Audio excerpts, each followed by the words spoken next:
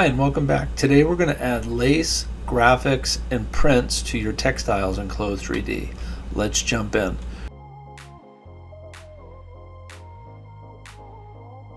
We're over here in the fabric editor, and for this first one I'm going to add a graphic, a really simple one. So go to the graphics panel next to it, hit the add button, and let's add this graphic. This is a PNG file with transparency. When you drag it over like I just did, it will default to the edit graphic tool, and here you can rotate, scale, all of that stuff. Over in this window you have the tile option, and you can tile it and then position it in different places. You can also do an all over, like a pattern, and you can do some other offsets. Let me go back to this version here, and I'm going to scale it up. You can also add some other options by clicking on the graphic over here, and then we have our base color map, which is now this graphic.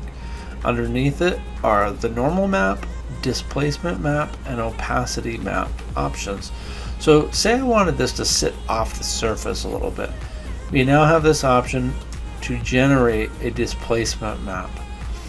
And if we zoom in on this eyeball looking graphic here and go to our render window and click the interactive render option, I can go to that displacement and I can add an amount, something like 4, and you can see what it did. It popped it off of the surface a bit as a shadow. Additionally, if you wanted more kind of topography, you can go over to the normal map, generate that, and then you can crank up the intensity on it as well.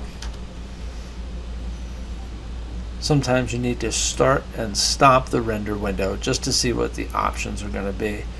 And what that displacement map just did is it added a little bit more topography to the surface. This becomes really helpful when you want to do other types of things like adding appliques. Let's do that now.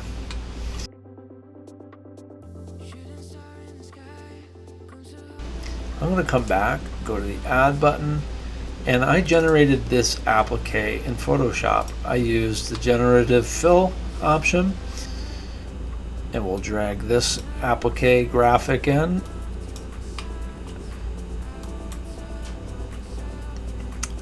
We'll select on it, create a displacement and a normal map. I'm going to offset the amount by 4.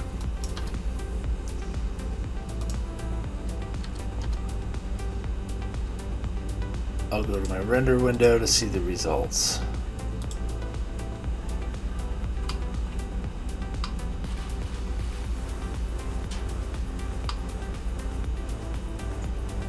Four might be a little bit much, so we can set down to 2.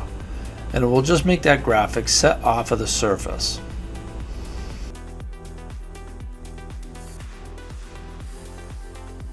And we'll add an all over print to the surface. Here's a print that I generated in Adobe Illustrator. So if I go to the fabric option this time, click on the fabric, and I'll do the same thing. I'm going to come in and grab a base map. And just like the other ones, I have a base map option, but now I come up to edit texture, and if I click on the texture here, I can now scale it this way, and I can rotate it. This actually adds it straight to the fabric. So in other words, there's no color underneath it right now. The base color is the actual graphic itself. This is handy if you just want to have an all over print that you can scale and adjust, but is always going to fill the entire fabric.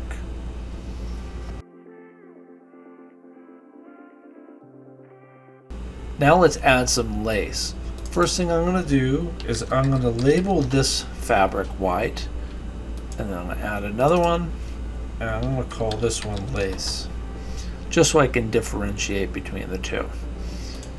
Then inside the lace here, I will click on it and drag it over onto the pattern. Of course, nothing happens because it's the same white fabric.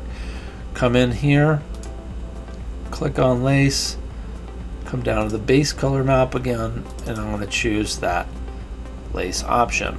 It applies to the entire fabric just like the last one I did. I'm going to hit generate on the normal map and generate on the displacement map, but this time I'm also going to hit generate on the opacity map. There we go. Now you can see that the fabric is transparent, it's totally see-through. And again, it defaults to the graphic tool so that we can move it down and bring it to the very bottom of our pattern. Let's just look in the 2D window for a second.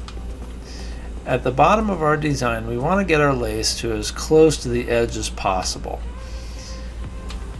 And there's a way to go about dealing with this scalloped top edge. For one, you could just chop it off, which is the easiest way to do it. And that is on the pattern, create an internal line that goes all the way across and carefully cuts off that edge. That's a nice hack so you don't have to deal with it. If you were to want that edge perfectly, you will have to come over holding down Control click each time and add these lines. It will take a while, and then you can come back with the curvature tool to do it this way. For the sake of this demo, I'm just going to do the chop off method here.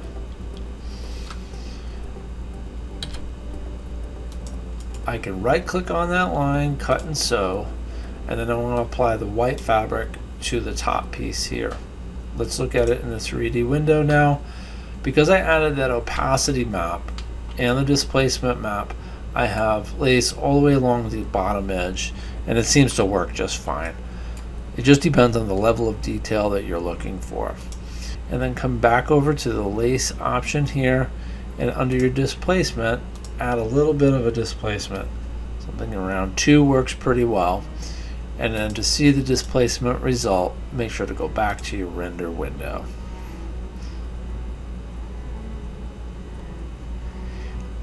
That's how you add lace, graphics, and all over patterns to your Clo3D designs.